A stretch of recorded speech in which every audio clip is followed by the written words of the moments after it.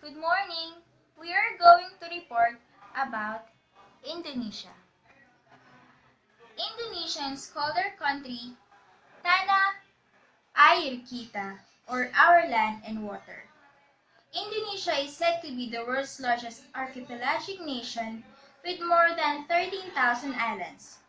Also, they are the fourth most populous nation with more than 300 ethnic groups and speak more than 700 languages.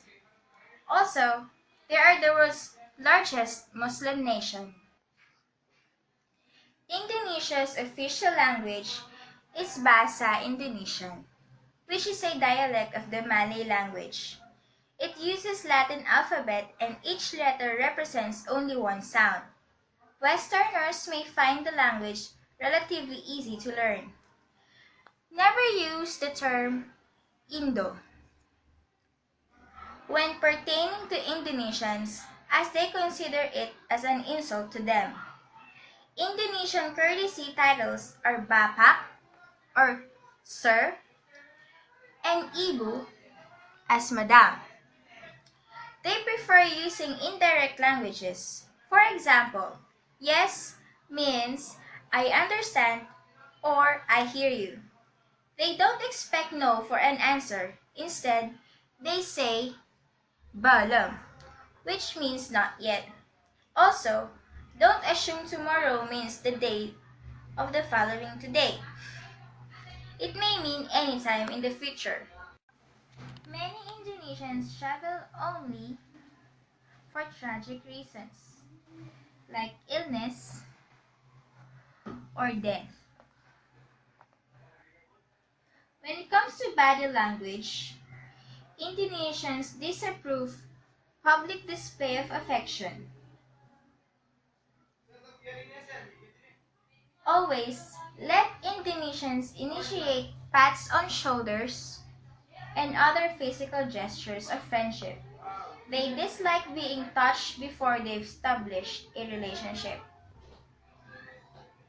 When sitting, do not cross your legs and never rest your ankle on the knee. Always stand up straight with both feet on the floor as a sign of respect. Never let the soles of your shoes face or point at another person. Only use the right hand to shake hands, touch others, point, eat, give or receive objects because they consider left hand unclean. Thumbs up gestures made with right hand means please go first. Indonesians find the gestures insulting when standing with hands on hips or in pockets or with arms crossed on chest. When it comes in dining, Muslims don't eat pork. They also use spoon and fork while eating. The fork is held on the left hand to push the food on the spoon, which is on the right hand. Only the spoon is to put inside their mouth. The same thing when eating with their hands. They only use the right hand and keep both hands above the table. Always pass or accept food with the right hand only, and there is a minimal conversation during meals. Never offer Muslim an alcohol beverage because it's their practice not to drink one. To Indonesians, refusing their hospitality means personally rejecting them. Make sure you offer refreshments when hosting someone. They believe offering refreshments is a sign of politeness and respect. In restaurants, make a scribbling gesture on your palm to request the bill. To attract wait staff, raise your hand. Address the waitress as Mas, for older waitress as Bu, for younger waitress as Mbak. For the dress, batik is one of Indonesia's most famous exports. It is a cotton fabric dyed in patterns that is a traditional attire for both men and women in Java. Sarong is also a traditional attire in Indonesia, especially for women. It is a printed cloth wrapped around the waist. Women wear conservative dresses or skirts and blouses.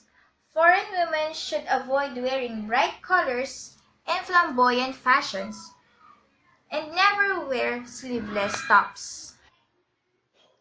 Always give or receive gifts with your right hand. Don't give any alcoholic beverages or any item featuring dogs or pigs. If someone asks to photograph you, don't refuse. To Indonesians, photographing someone is a way to honor the person. For corporate culture, Indonesians call the boss Bapak, which means father. Employers look after employees and expect obedience and deference in return. In meetings, initial conversation at meetings tend to be casual, friendly and unrelated to business. Indonesians initiate business discussions slowly and gently. Don't grant concessions too quickly. Indonesians love to bargain, and they view quick concessions as naivete or weakness. Indonesians generally hold a formal meeting to announce an agreement. When scheduling business visits, see the dates September through June because July and August are popular vacation months. When scheduling evening dates and time, be sure to specify both calendar date and the day of the week. Regular business hours are 9 a.m. to 5 p.m., Monday through Friday. Try to avoid scheduling meetings for Fridays because business and government offices close on Fridays at midday to allow Muslim employees to worship. Try to schedule appointments for mornings. In the afternoon, visit offices to personally reconfirm future appointments. Exchange of business cards upon introduction. Present and receive cards slowly with your right hand. Show interest in someone's business card before carefully putting it in your briefcase. To build a successful business relationship, you must visit Indonesian clients and colleagues often. Several visits are usually necessary to successfully negotiate, draft, and sign a contract. Indonesians want to work with people who show keen interest in Indonesian culture. Never pressure or rush Indonesians. To them, time is very flexible. If invited to an Indonesian's home, know that it's a special honor. But don't invite practicing Muslims to lunch during Ramadan. When hosting Indonesians, always invite their spouses. After someone has entertained you, reciprocate with an invitation to a similar event or occasion. Let Indonesians initiate business discussions at social events. Polygamy, or having up to 4 wives, is legal for Muslim men, who must obtain court permission as well as permission from the first wife before marrying additional women.